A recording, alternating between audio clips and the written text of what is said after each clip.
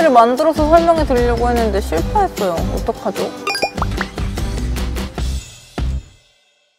안녕하세요. 오토케어TV 박혜연입니다. 오늘은 공조장치 기능을 설명을 해드리고요. 이 공조장치에 있는 기능 중에 에어컨하고 히터만 있는 줄 아셨죠? 아닙니다. 이 습기 제거 기능도 아주 중요한 기능 중에 하나인데요. 이거를 설명해 드리는 시간을 갖도록 하겠습니다. 일단은 시작 버튼 누르기 전에 한번 닦고 시작해야겠어요. 자, 공조장치 설명하기 전에 쓱 닦고. 자동차의 공조장치는 사계절 내내 굉장히 중요한 역할을 합니다. 사실 자동차에 있는 공조장치가 그냥 뭐 차 안을 따뜻하게 하고 아니면 차갑게 하고 이렇게만 생각을 하시는데 습도, 온도, 그리고 공기의 이제 순환까지 다 책임을 지고 있기 때문에 사실 실내에서 이산화탄소가 농도가 너무 짙어지면 운전자가 졸음 운전을 할 수 있고 굉장히 위험한 상황도 될 수 있거든요. 공조장치가 굉장히 운전에도 중요한 역할을 합니다. 일단은 기본적으로 이 사용 방법을 설명을 해드릴게요. 공조장치는 보통 다 비슷한데 지금 조수석과 운전석의 온도를 따로 맞출 수 있어서 다열이 각각 있는 거고요. 이 싱크 버튼 같은 경우에는 이제 온도를 운전자가 설정한 걸 양쪽으로 맞춰주는 거라고 생각하시면 돼요.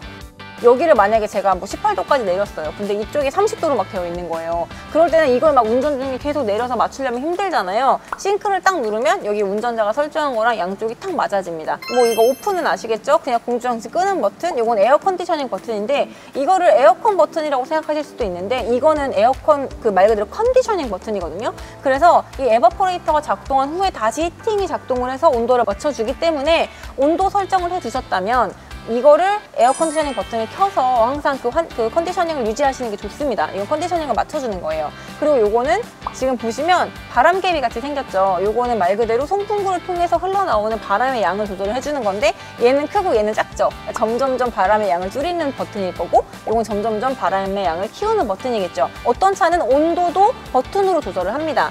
그거는 다 다르지만 어쨌든 여기에 표시되어 있는 기호는 다 같다고 생각하시면 됩니다.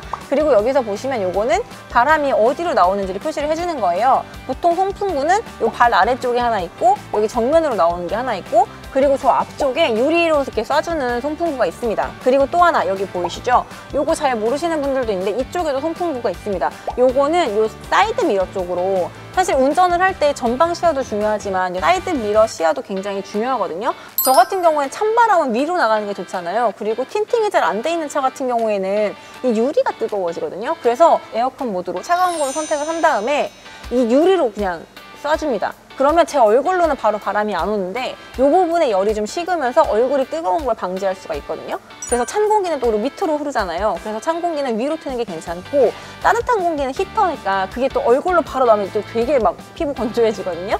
눈도 좀 뻑뻑해지고 그럴 때는 발 쪽으로 틀어주시면 이쪽에서 이렇게 위로 떠오릅니다. 그리고 아니면 진짜 이 너무 유리로 나오는 게 너무 미약하다 하시는 분들은 이걸 그냥 최대한 바깥쪽 위로 해서 하시면 되고요. 주의하실 점은 이걸 위이면서 옆으로 돌리시면 이쪽 창문으로 가기 때문에 이쪽에 습기가 차는 일이 생길 수 있어요. 그래서 그거는 만약에 그날 날씨가 습해서 이쪽에 좀 습기가 찬 공기가 가면 생긴다라고 느껴지시면 그때는 어쩔 수 없이 운전자 쪽으로 트셔야지 안전하게 운전하실 수 있습니다.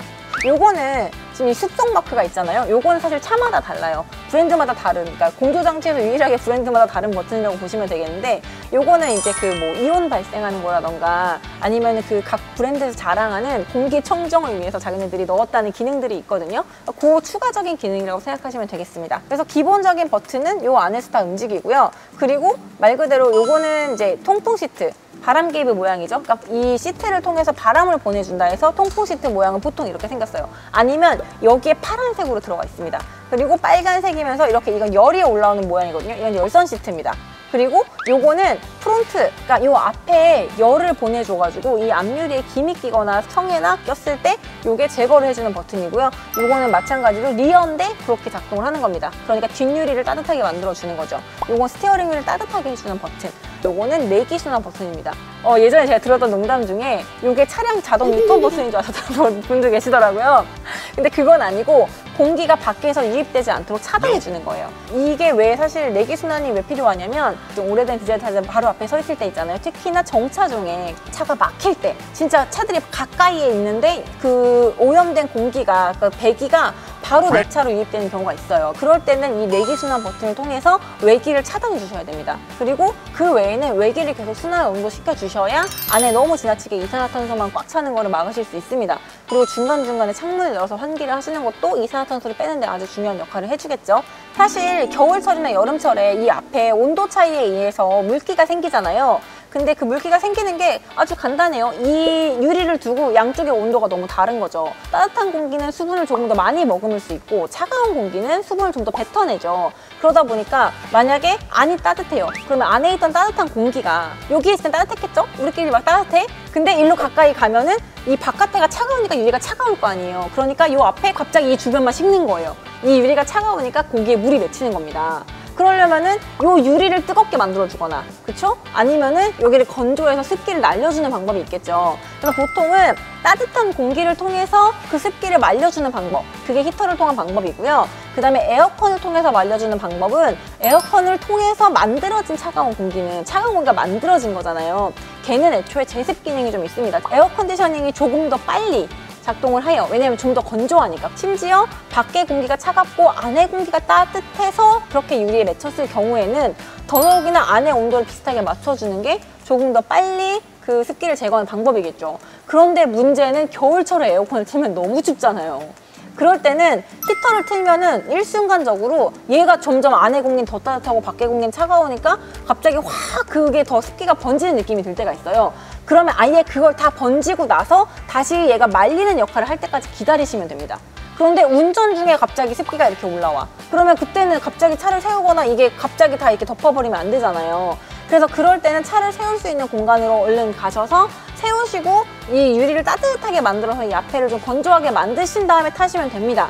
근데 세울 수가 없다. 그럴 때는 어쩔 수 없이 오들오들 떨면서 가셔야겠죠. 그리고 여기 리어 버튼 같은 경우에는 뒤에 보시면 웬만한 차는 까만 선들이 있습니다. 그게 바로 열선입니다. 진짜 습기가 찼을 때 이 리어 버튼을 누르신 다음에 뒤에를 가만히 관찰해 보시면 그 까만 선 주변으로부터 이렇게 습기가 없어지기 시작해요. 사이드 미러에 열선 기능이 들어간 경우가 있어요.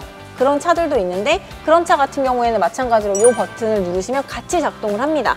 그리고 마지막으로 제가 꼭 알려드리고 싶은 거는 요즘은 그래도 웬만하면 다 오토 에어컨 차에 달려 있으실 겁니다. 오토 에어컨이 있으신 분들은 웬만하면 그냥 오토 에어컨을 쓰세요. 오토 에어컨 같은 경우에 정말로 각종 알고리즘이 들어가서 그 이 차의 온도는 물론이고 거기에 습도 그리고 환기까지 다 포함을 해서 작동을 합니다. 아무리 뭐 온도를 어떻게 해도 기계가 자동으로 온도, 습도, 환기까지 맞춰주는 걸 따라갈 수가 없어요. 가능하면 오토 에어컨이 있으신 분들은 자동차의 오토 에어컨 기능을 적극 사용하시면 되겠습니다.